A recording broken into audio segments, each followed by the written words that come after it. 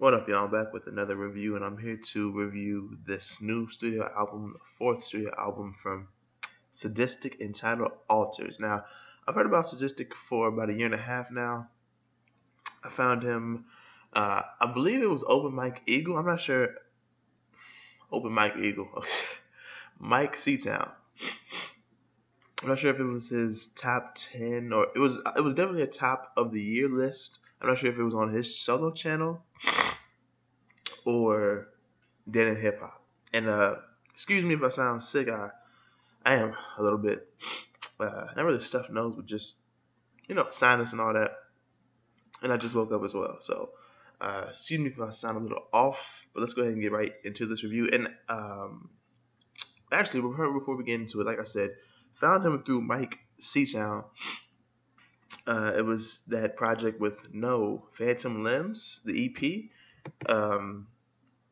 And also that Saddle Sessions that dropped like February of last year in 2016, and I hadn't known about it for a while, up until like I think this time last year. I didn't know that Saddle Sessions had dropped, so it's like, damn. But now I'm here with my first full project as far as reviewing it for you guys. So this is not my first project from him though. And let's go. I already know what he's like. I've seen, and you check on his Wikipedia, that rapper Idea who passed back in 2010. He's been uh, compared to him, and I definitely see that. I checked some of his music out actually after listening to this album a few times. But all in all, let's go ahead and get right into it. Check number one, Voodoo Dolly. This is a very dramatic, destructive sounding, like a distortion sounding song. It's just very there as far as like if you're looking for something like that, dramatic, bunch of ups and downs, some riffs, not necessarily guitar riffs though, and like I said, just very destructive sound, like distortion. You get that, and on the next track, God Complex, you kind of get that distortion as well. And Sadistik said himself about this track that basically what this track is: I am God because all gods are nothing, which is exactly what I am. That's essentially what this the thesis of this song. The next track, which just might be my favorite track on here, Free Spirits, a single to promote this. Even though it's like, Sadistik's not one of those rappers where he's so popular where it's a single like, oh, it was heard on the radio, made top 40. No. This was just but it was, all in all, it was still a single to promote this album. And what I took away from this was that the high power wants us to get fucked up, and the free spirits of those who were once chained and under the control of that high power, they want it too. They want us all to get fucked up. Free spirits, free spirit. I just love it, and that is just so. That instrumental is just, man. The next track is Roaches. What I have from this is a quote saying, "Ah, hell, it never rains. It's all hell. That's heavy rain on everything. No heaven rains, yet all hell." It's like, oh, and look, I'm gonna talk about this more in the not this track, but this subject about religion more towards the end because I have some notes. He said like this album is gonna be talking about this type of stuff. The next track is Honeycomb. It's a fucking banger. It is a banger. I mean, that hook is something else. Like, look, my mentality is killer bee. I hide in my honeycomb, and the vocal effects on here, like some kind of like just imagine water evaporating into the air. Like I could just see water evaporating to the air, or a person who's made of water evaporating into the air while they're saying this, or just imagine water vapor, but you can see it through somebody's throat. And they're just saying this. My mentality is killer bee. I hide in my honeycomb. It's like, oh my god, what the hell? Track number 6, I think it was Cotard syndrome. Very personal, reflecting on the deaths of people he knew. I think his dad and I want to say he said Michael. I could be wrong. Reflecting on those deaths and expressing the feelings that he still has about those. Listen to this. Dead in the head, I was born like this. And that's referring to, it actually said this on Genius. Those who suffer from Cotard syndrome hold the delusion that they are already dead, and or they do not exist at all. And now we get into track 7, the beginning of the second half, and I'll just say the second half kicked the first half's ass. Track number 7, Salem Witches, another banger, almost distorted bass, almost a horrorcore vibe, but not completely horrorcore. I mean, I've heard some way heavier things, but it's on the edge between it's just very uh, sadistic, but not necessarily horrorcore. And it sounds like something you're on a mission to. Like, I can just see a spree of destruction. Like you're just on an adventure of destruction. I can hear this being the background, the theme song for something like that. The next track is Sacrifices. It's just vibes, very calm. Sacrifice your gods before your God sacrifice you. I told you, he said he was going into this, and just I feel like it's just trying. He said actually he's trying to resist death, and he's trying to resist his and others by his hand, though. And it's one of my favorite tracks on here. It was actually my favorite track on the album because it was the first track that I heard, actually. Yeah, it was the first track that I actually heard. Then I heard Free Spirits, but I listened to the whole album. The next track is one of my favorite tracks on here, Water, featuring Christoph Crane. It's just a song about, well, water. It kind of hits the soul because, not necessarily hits the soul, but it's relatable because I love water. I'm a freaking geek. I'm a water god. And Christoph Crane, the feature was very nice. And I heard he has an album coming, so I'm going to have to be checking for that. I want to say it is called A Poor Man's Ritual. And I'm like, my goodness, it's just talking about the importance of water. It's good and bad, and to especially not drown in it. The next track is Molecules, featuring Tara Lopez and POS, who had that Chill Dummy album, which is acclaimed as one of the best hip-hop albums to drop this year so far.